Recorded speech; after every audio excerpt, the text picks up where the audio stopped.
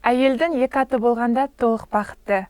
Ерінің сүйіктісі, баласының аяулы анасы.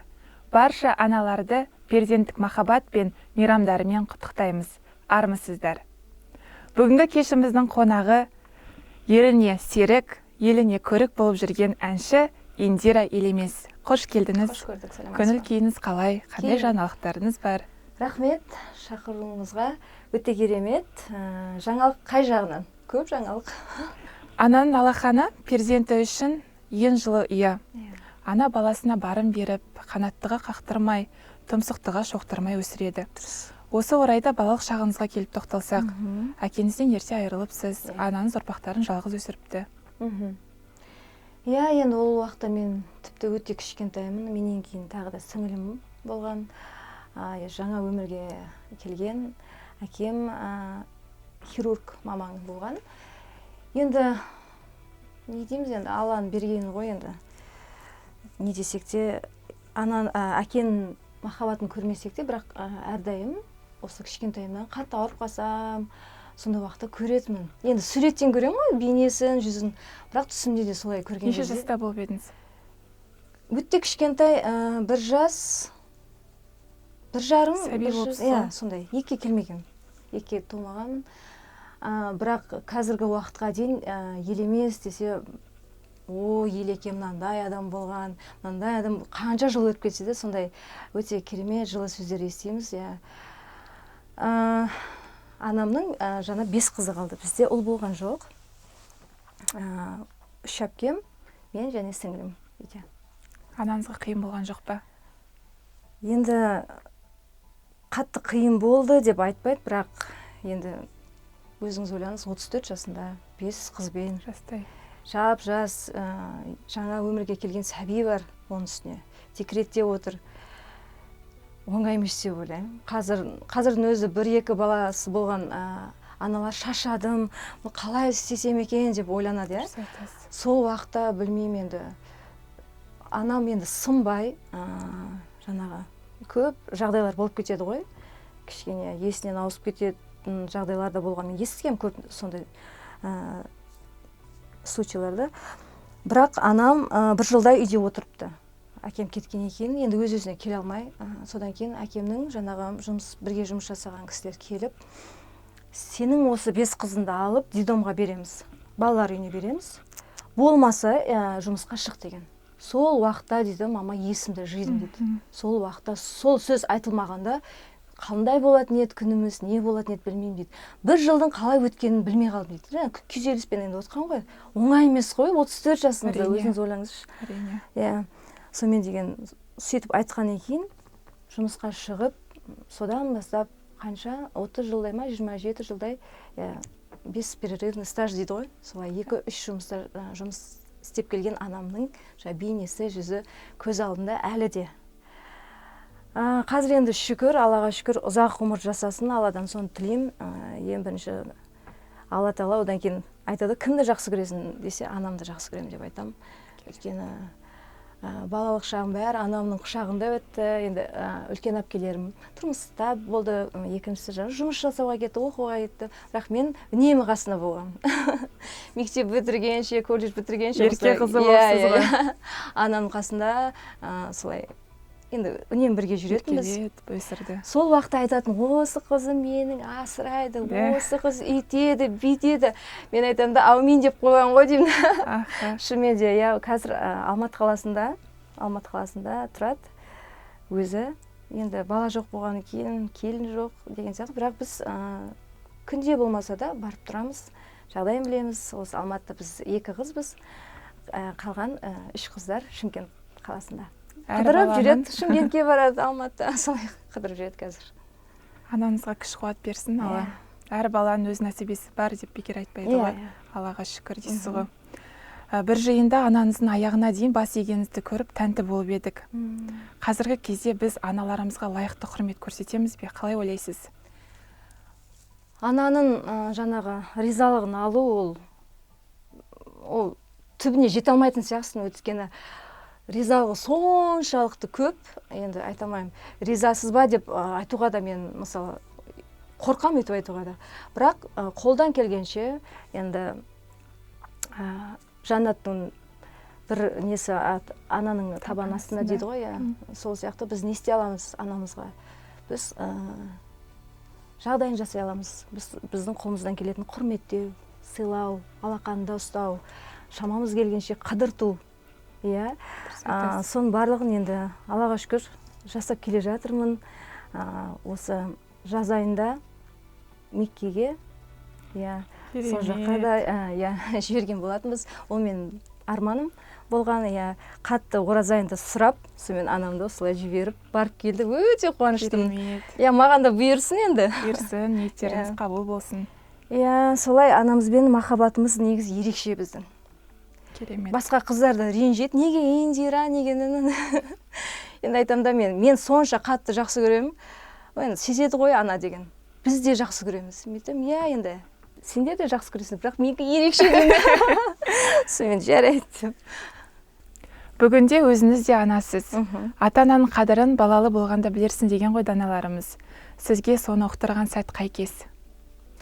Ұқтырған сәт кішкентайымнан десем де болады. Бір мынандай жағдай болған, мен қаншадамын, қателеспесем 5-те сол қалып кеткен қазіргі уақытқа дейін ойымда. Қыс мезгілі Арыс деген кішкентай қалада тұрғанбыз.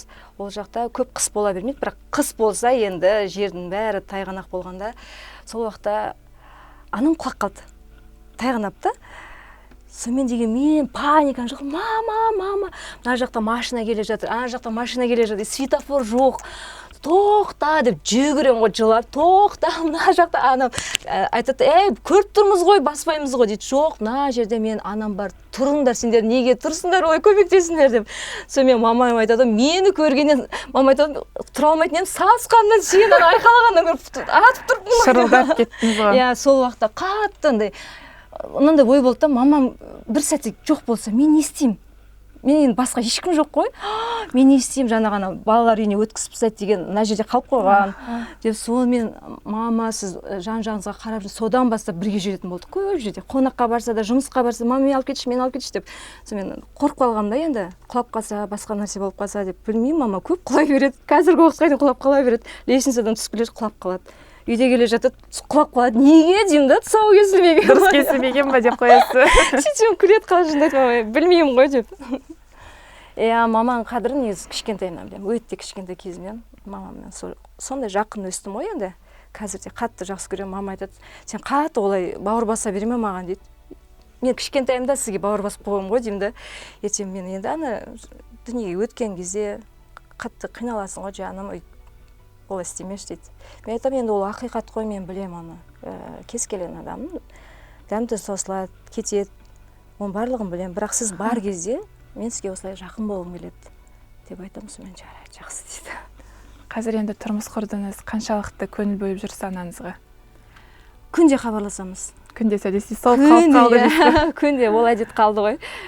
Бұрын жолдасым айтатын, сен немене сөйлесе бересің, құрбың жоқ па деп ше.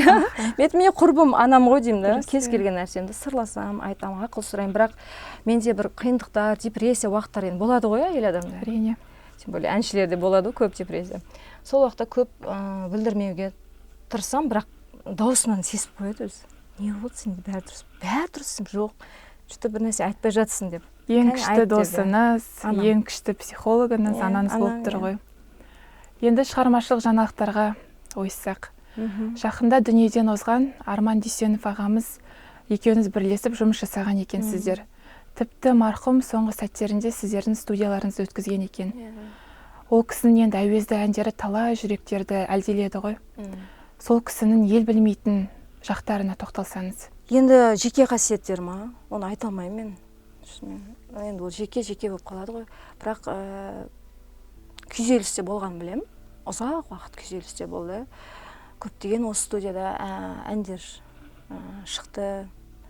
Жанынан көзін жұмып алады, қарамайды да еш нәрсеге. Жұмып алады, шығара береді. Енді легенда, талант қой. Жүрегі сондай, ол кісі нәзік болды, өте сезімтал кісі, өздеріңіз де білесіздер. Өте ауыр әрине. Бірақ жақсы адамдар ерте кетеді деп жатады. Былай қарасам Шәмші ағамыз да ерте Ержан Серікбаев ағамыз да ерте кетті өмірден. Енді білмеймін, Арман ағаның негізі көп жоспары болған. Түркия еліне кеткелі жүрген, жаңағы емделіп, одан кейін сол жаққа жұмысқа көптеген жоспар болды. 22 наурызда екеуміз бірге жаңағы команда болып сол жақта мерекелік кеш өткізбекші болғанбыз. Енді көп жоспар өте көп болды. Енді марқұм ағамыз жайлы тек қана жақсы нәрселерді ғана айта аламыз ғой. Жатқан жері жайлы болып. Бір адамға жаман сөйлеген осы уақытқа дейін естімеппін. Осы кісінің 7 жылдай білемін ғой. Бір адамға деп дауыс көтергенін, бір адам туралы жамандағанын естімегенмін. Өте жақсы, солай қалды ғой енді. Халықтың көз алдында да, біздің де, әріптестердің де алдында солай қалды. Мәңгі тарихта қалған есім болды ғой. Дуэттік жұмыстарыңыз атағынан ат үркейтін жандармен жазылады көбіне. Тіпті Мұстафа Сандалмен өткен кешіңізді де білеміз. Қалай сізде отандық әншілерге қарағанда шетелдік әншілермен келіссөз жүргізген сәтті жүреді ме? Бұның сыры неде? Білмеймін, енді Алла тағаланың берген бағы шығар деп ойлаймын. Енді білмеймін, мен өзім ешкімге жамандық тілемеймін. Сондай адаммын. Біреуді, мысалы, біреу тұрмысқа шықты немесе біреу бір нәрсе алды десе қуанам, сол адам менің бір әпкем немесе бір туған бір бауырым сияқты да. Бір қызғанышпен еш уақытта қарап көрмеппін. Осы уақытқа дейін былай қарап көрсем, мен қасында жүрген Олжан да білет, бәрі білет. Сол адамның қуанышына шынайы бөлісе алам, шынайы қуанам. Мүмкін сондықтан ба, білмеймін енді. Қалай айтуға білмеймін енді. Өз пейіліңізге қарай беріп жатқан Алланың бағы деп білесіз. Ниетке қарай береді деп ойлаймын. Өйткені мысалы Филипп Киркоров мырзамен де ойланбаған жерден дуэт болады деді. Оған не істер, мен бірақ үйреніп қалғанмын ондай нәрсеге. Болады, бар деп. Ұсыныс сол жақтан келді ғой сонда сізге. Жоқ, ұсыныс дегенде арада енді біз көп адамдармен араласамыз ғой. Сол жақтан осылай Филипп Киркоров деп мән берген жоқпын. Жақсы дедім да, сонымен жүре бердім. Өзім дайындалып, сонымен ол кісі келді Алматыға. Таңертең жаңа жолдасым екеуі сөйлесті. 1-2 сағатта кейін маған звондап тұр. Так, Роза Чайная деген ән бар. Соның текстін білесің бе? Жоқ, білмеймін. Жатта онда дейді, білмесең. Тұра тұрсай, сен тональность, сол тональность. Сен 1-2 рет дайындал да, сонымен сахнаға репетиция шығасың, саундчекке деді. Жарайды. Сонымен ана тексті жаттап, саундчекке шықтық. Филипп мырза өзі тексерді. Бәрі сәтті шықты деп ойлаймын. Қобалжу болады ма? Жоқ, бұл репетицияда болған жоқ, шетелдің адамдары болғандықтан. Қалай өзі? Кішкене болды. Сосын көп жерін айтпады ол кісі. Маған дейді, мен даусым шықсын деп былай тұрады да, сонымен неге бұл кісі айтпай жатыр деп. Текстін ұмытып қалмайын деп, тағы да енді кішкене былай құшақтап сөйтетін, енді білесіз ғой, басқа ел ғой. Ол бар деп, мен де сахнада қашып жүрмін, мына кісі маған тиіспей қойсыншы деп, текст ұмытып қалмайын деп, ол кісі мен артынан келеді ғой. Білейін деп қоямын ғой. Бірақ білмеймін, ол кісіге де ұнады, рахметін айтты. Маған да ұнады, жалпы былай қарадым. Өте жақсы туынды шықты. Өнердегі әріптестеріңіздің сән салтанатында көп көре бермейміз. Қара пиар, сары басылым үшін атыңызды құрбан еткенізді де көрмеппіз. Осыған қатысты ұстаным бар ма, қандай да бір? Маған не керегі бар қара пиардың? Ол 1-2 күн әрі кетсе бір ай жақсы созылар, одан кейін ұмытылады. Одан кейін ол да қалады ғой өмір бойы. Мен өсіп келе жатқан балаларым бар. Маған ондай қара пиар керек емес. Маған пиар болса, ақ пиар болсын. Бәрі жақсы жағынан. Индира елемес дегенде, анау ма біткен кезіне деген ондай керек емес маған. Индира елемес дегенде бір достойны нәрсе айтылатын сөз, артынан ерген сөз қалаймын. Сондықтан да барынша жақсы болып жүруге өте оңай, өте қиын, кешіріңіздер, өте қиын. Жақсы болу қиын, жаман болу оңай дейді ғой, тез түсу.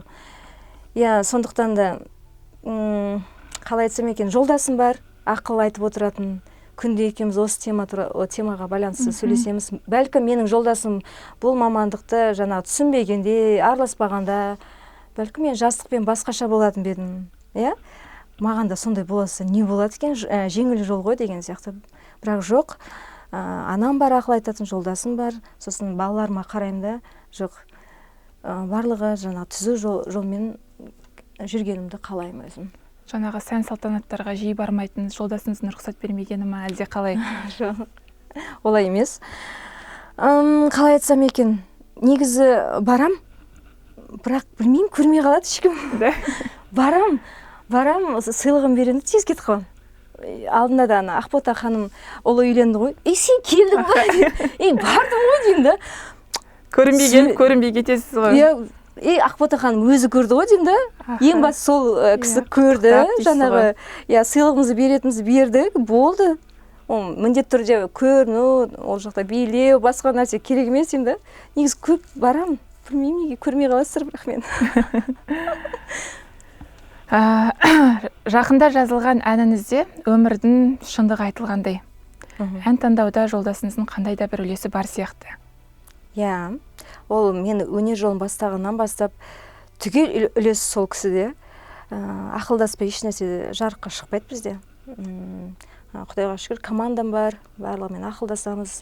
Жалғыз мен шешіп, ондай эгоист емеспін. Барлығын пікірін тыңдаймын. Және де бәрінкін тыңдап болған кейін, ол да оңай емес. Анау басқа, сонымен таразыға өлшеп, ешкімді ренжітпейінші деген осылай бір шешім қабылдай, ол да оңай емес. Бірақ шүкір, жолдасымен ақылдасам ғой енді. Осы сіз құмарымыз туралы әнді айтып тұрсыз ғой, құмарымыз әні негізі жаз мезгілінде бізге Саят Абенов мықты ақын бар, сол кісі жіберген болатын.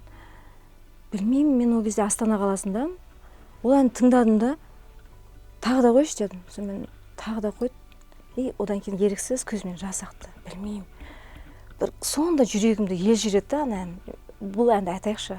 Сен бұндай әндер айтпайтын едің ғой дейді. Жоқ, осы әнді мен айтқым келеді. Жасайық осы әнді деп, сонымен солай алынған болатын. Әні Жігер Ауыпбаевтікі. Әні кімдікі екенін де сұрамаған ғой. Сөз ғой ана жақта. Сонымен аранжировкасын жасаттық, мықты кісі жасады, Ринат Әбәкіров деген. Қазір халықтың көңілінен шығып жатыр. Мен қазір ғана түсірілімнен келе жатырмын. Кейіпкерлер отырды, 10 шақты кейіпкер көзіне жас алып қалды. Мен қазір өмірімде болып жатқан дүние болып, қазір мені айтып бергендей болдың деп рахметін, алғысын білдіріп жатыр. Ол да бір қуанышты. Керемет. Ер мен әйелі екеуі екі әлем. Екеуі теңескен күні дүниенің шырқы бұзылады дейді. Түздің тынысы еркекке, үйдің ырысы әйелге деп айтқан екен аналарымыз. Осы орайда қазіргі таңда көптеген психологтар әйелдерді дербестікке үйретіп, үйдің шырқы бұзылып жатқандай. Еркекке құрметпен қарау, ер адамды сыйлау, әйел адамға қамқорлықпен қарау деген сияқты тақырыптарға алып қосарыңыз бар ма? Әрине, енді психолог деп жатырсыз ғой, бірақ мен де психолог мамандармен сөйлесем, көріп жатам, бірақ біреуін көрмеппін, жаңағы құрметтеме, олай істе, былай істе. Әр әйелдің жаңағы самооценка дейді ғой, соның жаңағы жоғарылауы, ол өзін жақсы көруіне жаңағы жол көрсетеді, үйретеді. Мүмкін кей әйелдер оны басқаша түсінетін шығар. Мен де жасай аламын ғой, маған ердің не керегі бар деген сияқты бір артқа тастап жібереді. Ондай әйелдер де бар. Бірақ саналы, ақылды әйелдер, мен ойымша, олай ойламайды. Өйткені дұрыс, әйел адам өзін жақсы көру керек. Оны көптеген ауылда енді көріп жатамыз ғой, жеңгелеріміз бар, жасына жетпей, қартайып кетіп, өзінің самооценкасын төмендеп тастаған жеңгелеріміз көреміз. Неге деп сұрағым келеді, бірақ енді қысыласында олар өздері де айтады, тиетін байымызға тиіп ағамыз болды. Бізге кім қарайды дейсің? Мені айтатын әңгіме, одан кейін түсінікті ғой енді. Не айтасың енді? Мүмкін сондай әйелдер естіп алып, маған андай не керегі бар деген сияқтыға шығар енді, білмеймін. Бірақ психологпен жұмыс істеген де дұрыс.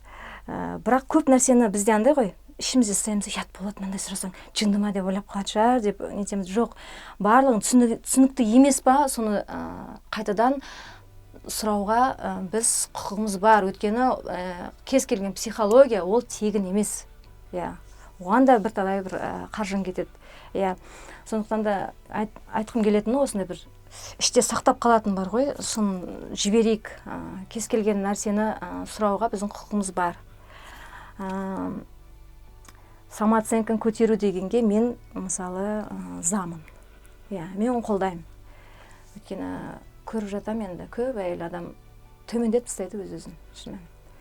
Мен не істеймін, мен потом өзін бүйтіп артқа қарай жібереді. Бірінші бала шағам, бірінші күйеуім, бірінші ата-енем. Маған жетпей, ладно, бұйырғаны деп. Олай дұрыс емес қой. Сен енеңді де құрметте, оларға да жағдай жаса, күйеуіне де, бәріне уақыт табылады, егер ниетің болса. Дербес те болып, бәріне үлгеру керек. Мен мысалы, мен бәріне үлгерем. Үйді де жинап үлгерем, тамақты жасап үлгерем.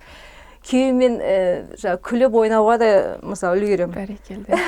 Макияж жасап, кей кезде мысалы мен өзім макияж жасаймын. Макияж жасап, ән айтып, осыларға не болмасыншы деп. Бәрі бірақ ниетпен, шын ниетпен шықса, бәрі позитивно өтеді деп ойлаймын. Ынтаға байланысты дейсіз ғой. Әрине. Барлығына өте Ой, үлгеріп. мен андай ғой, ой дей берсе, ол ой болып кете береді. Құдайдың өзі қыз баланың дәрежесін көтеріп қойған екен. Иә. Айтып жатырсыз, өнерге де үлгеремін, өмірге де үлгеремін деп. Осы орайда енді тағы да қандай жаңалықтарыңыз бар өнерде болып жатқан? Өнерде болып жатқан жаңа өте көп. Қазіргі акцент дейді ғой, қазір заманауи тілде. Қазіргі акценті бәрі Андрей Бочелли, танисыздар, Золотой голос деп айтады. Ол кісі ешқашан фонограммамен ән айтып көрмеген жан. Қазір қаншада ол кісі 70-тен асты, 80-ге жақында қалды. Әлі жанды дауыс айтады. Графикін ашып қалсаңыз, 2 жылға дейін туры расписан. Сол кісімен бұйырса шілде айында бәрі белгілі болды. Сол кісінің еліне барып, бірге дуэт айтпақ жоспарымыз, ниетіміз бар. Соған ұзақ уақыттан бері мен дайындалып жатырмын. Енді стористарын қарасаңыздар, вокалдан шықпаймын ғой. Диана Шарапова мен мұғалімім. Сол кісі екеуміз ұзақтан бері Андрей Бочеллиның әніне, Viva Perley әніне дайындалып жатырмыз. Ол кісіге біз ән айтып, жаңағы видео форматта жіберген болатынбыз. Ол кісі тыңдап, жаңағы өзінің лебізін айтып, сонымен бізді шақырды. Ол үлкен бір мен үшін мәртебе. Ондай нәрсе енді тіпті ойлағанда жоқпын. Ондай кісімен өлең айтамау деген сияқты. Шүкір. Ең басты жаңалық осы қазір. Одан бөлек Мұстафа Сандал білесіздер, ол кісімен 2 жылдан аса жұмыс істеп келе жатырмыз. Концерт болды. Тағы да концерттер болады. Енді қазір Түркияның жағдайына байланысты 2 концерт болмады. Қазір ол жақта жаздан бастап болатын шығар. Ол әлі белгісіз. Сондай жоспар бар дейсіз ғой. Негізі осы ақпан айында 2 концерт болу керек еді Түркия елінде. Сол одан бөлек Мұстафа Жежелі бар. Ол кісі бізге қазақ еліне келеді бұйырса. Одан бөлек кім? Шахрухан деген өзбек елінің әншісі білесіздер, ол менде дуэт жазылды. Осылай дуэттер өте көп жазылады. Алдағы уақытта неге? Өткені Алла қаласа енді әр әншінің арманы үлкен кеш беру. Неге ол дуэттердің бәрі жазылып жатыр? Сол үлкен кеш беріп, есте қалатындай бір керемет дүние жасағым келеді өзім. Осындай легендалармен бірге дуэт айтып, және сол кісілермен өзімнің кешіме қонақ ретінде шақырғым келеді. Керемет. Өнеріңіз асқақтай берсін. Әумин, рахмет. Бір сұхбатыңызда түрік тілін үйренем деп жатыр едіңіз. Үйрендіңіз бе? Біраз үйреніп қалдым. Андайда ол үйренгенде көп практически жұмыс болу керек, көп сөйлесу керексің. Ал көп сөйлеспей, жай ғана сабақтар өте берсең, ұмытып қаласың көп сөздерді. Бірақ Түркия елінде бір 2 күн маған жетеді. Адаптация дейді ғой.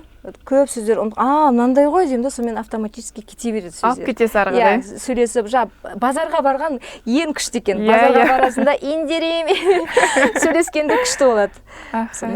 Көп нәрсе үйреніп кетесің. Практика жүзінде тез сөйлеп кетесің. Тез сөйлеп кетесің, Мен өзім сондай теоретически көп нәрсе оқуға ерінемін. Маған былай айтасаш, или көрсетесаш, маған практически тез үйреніп кетемін да, тез қабылдаймын. Жазу, оны оқу ерінемін. Әнді де солай жатамын. Қалай еді? Авторлар бүйтіп тыңдап деймін да, сонымен былай оқып специально ондай емес. Ондай жоқ дейсіз ғой. Ерінемін ондай. Рахмет сізге әдемі сұхбатыңыз үшін. Сіздерге де рахмет. Көктемдей құлпырып, осылай әдемі болып жүре беріңіз. Әумин, рахмет. Көрерменге айтатын 1-2 ауыз жылы сөзіңіз болса, бағдарламамыз тәмамдайық. Рахмет сіздерге. Сіздер керемет құлпырып, жайнап жүріңіз. Ана бақытын тілеймін, ел бақытын тілеймін берса. Құрметті көрермендер, келе жатқан халықаралық әйелдер күнімен шын жүрегіммен құттықтаймын. Аналарымыз, әжелеріміз аман болсын. Ол кісілерге қажетті құрметімізді аямайық, сыйлайық, әрқашанда күнде қоңырау шалып, қал жағдайын білейік, қолдан келгенше көмегімізді аямайық. Өйткені ана ең құрметті, әлемдегі ең құрметті, ең ерекше, ең сұлу ата ол ана.